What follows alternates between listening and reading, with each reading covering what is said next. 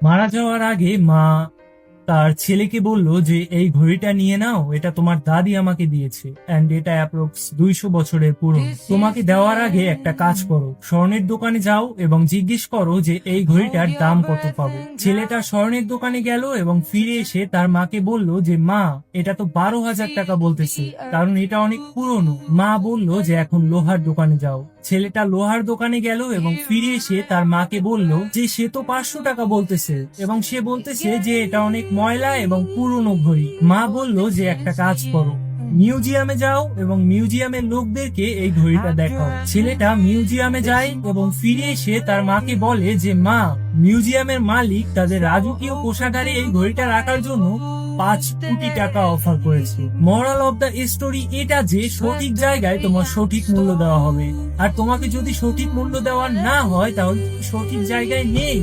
unique